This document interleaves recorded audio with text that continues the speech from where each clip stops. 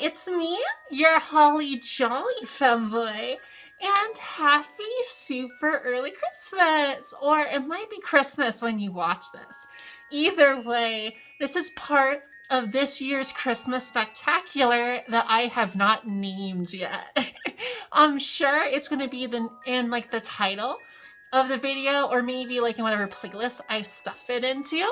But either way, this year there's going to be 4 days where I am going to be releasing a little Christmassy video like this, just to celebrate easily my second favorite holiday. I am a Halloween boy in my heart, so spooky times always take center stage, but I do love getting bright and fun and merry and all that stuff too. I mean, obviously, like, look at all the stuff I got in the background.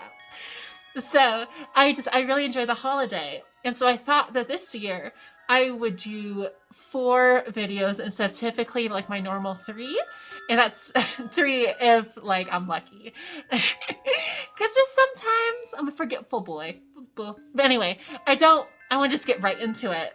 So, did you see the new Home Alone movie? I did. I mean, obviously, I don't think I could properly review it without it. I felt like I had to review it. Because if you have not seen it, I did a big video last year where I reviewed a bunch of Christmas movie sequels. And most of that list was just Home Alone. And let me tell you, Home Alone sequels are not great. With the exception of maybe the third one, most of them after 2 are kind of just like garbage trash, unfortunately. You wouldn't think it'd be that hard to make a good Home Alone movie, but somehow they did it. And unfortunately, I don't want to spoil too much, and this review is not going to be very spoilery. I want you to go out and see it yourself, even though I personally didn't love it. I think it is better than a lot of the Home Alone sequels we've had. And that's saying something, because I didn't think this movie was that good. So, yeah. I guess I will just go ahead and get started on it. But I will say that I will occasionally make I'll talk about spoilery things aren't entirely spoilers. I am going to try not to just straight up say anything about it, but then again, this is a sequel to a franchise that's been beaten to death so much. So I don't think a lot of people care about like hard spoilers. But I will still not try and do that, just for your sake. That's my little Christmas gift to you. Okay, so I will start off with the positives, because I am just not a super negative person. So if I don't have to be negative, I don't want to be, even though unfortunately I have my list right here on my computer. So if you see me looking this way, that's why. But unfortunately, I have more. Actually, I have 3 things I like about it and 3 things I don't, and then 1 that's kind of an in-between thing. So actually, I thought I would have put more hate stuff on it, which I guess not. So, okay, so the first thing I did like about it is it has actors that I think are good actors in it. It wasn't just a bunch of, like, what the first things that they could get. People, like, I don't think the actors in all the movies are bad. In fact, I don't think that a lot of actors are bad objectively. But I think maybe the acting choices were, let's just say, not perfect in some of the old ones. So that's something that I thought was something I liked about this movie. Like, I don't know her name, but the actress who plays Erin from The Office is one of the main characters in it, and I really liked her, and I thought she was a highlight in it. As well as Kenan Thompson, because even though it is incredibly controversial to say, I do enjoy SNL, even the current seasons. So, and I do like Kenan. And let's see who, and okay, so the main kid in it, the kid who essentially is like the Kevin McAllister of it, is also a kid I do not know the name of, but he was in Jojo Rabbit. And I think he's adorable, and he was so cute in that movie. So I definitely don't think he's a bad actor. I just think the writing was bad. It wasn't their fault, it was the writing, I think. So the actors themselves, totally fine. That is not what I had a gripe for. A gripe for. That's not why I didn't have a gripe of how do you even use that in a sentence? I'm sorry, it's late here. My brain is tinsel right now. I did not have a problem with it. Let's just say that. And the music was very pretty. It was a lot of nostalgia pandering music that was kind of from the first one. Like most of the tracks during like big parts are the same tracks from the original, just kind of like redone, and thankfully not in a way that takes away what made those songs good in the first place, if that makes sense. So I did like it, and it did, I think, compared to some of the music in the other Home Alone sequels, was very, very nice. So I liked it. And the cinematography itself was very well done and very, very nice looking. It obviously had a big budget, which it did. The mouse made it, and the mouse has a lot of money. So I definitely think that the movie doesn't have that straight to DVD feel that the other ones sometimes did, because it's not straight to DVD, it's straight to Disney Plus. So yeah, now this is both a plus and a negative, and it's so I didn't, well, I'm a giggly person, so I chuckled at some of the jokes even if I didn't think they were that funny. The only joke in it I thought was actually legitimately funny was a joke about, like, it's pretty early in the movie, and it's a very deprecating joke about reboots. And here, I'll let you see it. Just I'm gonna give you to the count of 10 to get your ugly, yellow, no good keister. Oh, this is garbage. I don't know why they're always trying to remake the classics. Never as good as the originals. I thought it was funny, and it definitely made me actually like laugh out loud. So that was good. Although I think it partially was just because it was so self-aware. So maybe that was part of it. Now, on to the dreaded negatives, which honestly, I haven't seen really anyone else's video about this because I didn't want to go in with any sort of bias from anyone else's video, but I'm sure it's mostly negatives from them. So, judging by a lot of titles, which are like the worst movie I've ever seen, although I will say that this is by far not the worst Home Alone sequel. They have not seen some of the really trashy ones, so I don't think it was as bad as some of those. It definitely was not the worst movie I've ever seen. The characters themselves and the writing was occasionally funny, like I kind of mentioned, but a lot of the writing it felt kind of inorganic in a way, I guess.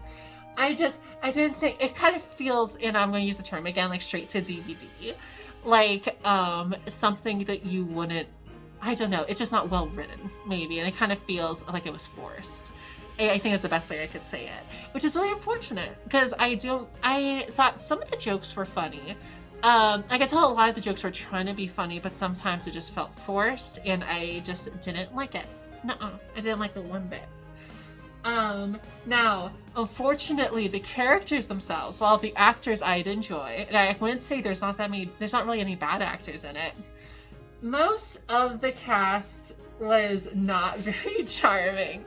Like, the characters weren't very charming at all. Especially the main kid. You're supposed to like root for him because he's the Kevin McAllister of the movie, so he has to be charming, and he kind of do this thing where he's sarcastic and is just kind of like, I don't know, like, it's hard to explain, like, I guess mature for his age in a kind of charming, childish way, and very mischievous. But I feel like the main kid here, played by that adorable little boy from Jojo Rabbit, he didn't come across as charming. He came across as very annoying, and if anything, I was rooting against him most of the time, which you do not want for your protagonist.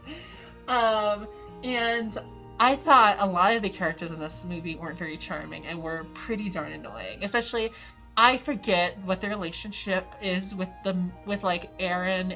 I say Erin, I don't know what her actor's name is, but the actress who plays Erin and her husband.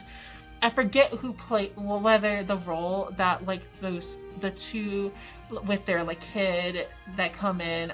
I know this probably is a horrible way to explain it, but for those who've seen it, pretty early in the movie, they're visited by, I don't know if they're relatives or if they're friends, but a couple and their kid. And they are kind of meant to be like funny and like the kooky, like relatable, like Zoomer. No, I don't know if it's actually Zoomer, but definitely more like relatable kinds of like funny humor. They came off as very cringy. And I dreaded whenever they were on the screen because every scene they were in, for the most part, really, I think, dragged down the scene. So I really didn't enjoy either of their characters. Now, there were a lot of callbacks from the original, like the music, and small things, too, that I'm sure you will definitely see. But one thing I will mention here that I don't think is too spoilery is he goes to a church halfway through, and he kind of passes through like a very big, like, what is it called? One second. What are they called? Nativity set. Like how in the original one, there was one. And it's clearly meant to be sort of a callback to that. As well as he straight up says a line from, I forget if it's the first or second one. It was like, he was like, are you finished? Are you hungry for more? Or something like that. I feel like shit because I don't remember. So here's the clip. You guys give up or you're thirsty for more? And here's the clip from this movie. Giving up yet, or are you thirsty for more? I just felt it was a little forced. I just thought it, I don't know, it just, I don't know. I just didn't enjoy it. I thought it definitely was, I hate using the word cringy if I don't have to, but definitely was a little cringy and forced and stale and just blah blah gross. Now, one thing I forgot to mention that is a positive and a negative as well is they brought back an original actor from the first and second Home Alone. I'm sure it's not a spoiler to say who it is, but it's his. If it is, just skip to the end of this if you really care about the Home Alone mythos and so much. Is Buzz, the older brother who would bully Kevin. They brought him back, and he plays an older version of Buzz who became a cop somehow. And it was cool to see him because I didn't know he was going to be in the movie. Unfortunately, he is shown up for he's in it for 2 scenes, and after he even straight up talks about how his brother Kevin, what he's doing now that he's older and stuff, and then they don't show him ever again. I was hoping even just a little scene at the very end where it's just he patrols around or something near the house and makes it look like a funny joke or something. But I don't know. I think that he could have been used more because he essentially, I feel like they didn't waste his character, but I feel like they should have done more with it, if that makes sense.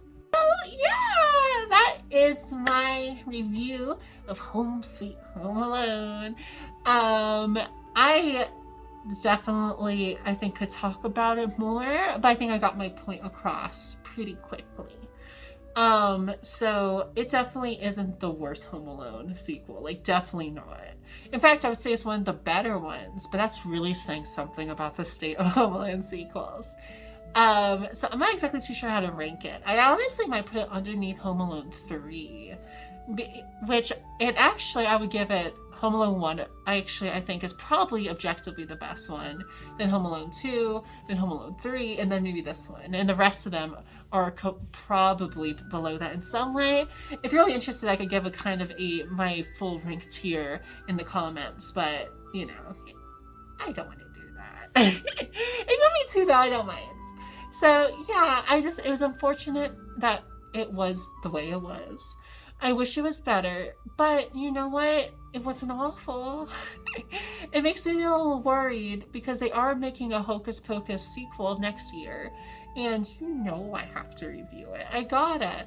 I thought they were releasing it this year, and so I was gonna make a Halloween video about me reviewing Halloween sequels, like how I did with Christmas, and I even watched the third Addams Family movie, which Oh my god.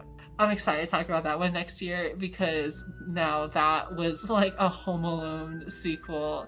Like that feeling of like, oh my god, I have to watch this movie. Just the entirety of it, and it never gets better. So, yeah. I hope you are having a super merry holiday so far. I know when this comes out, it's still very early into the Christmas time space. It's like early December. But so I hope you're getting your trees and your lights and everything and tasting eggnog for the first time in like forever. And I want you to know that I love you. Rub you, and I want to rub you too. Okay.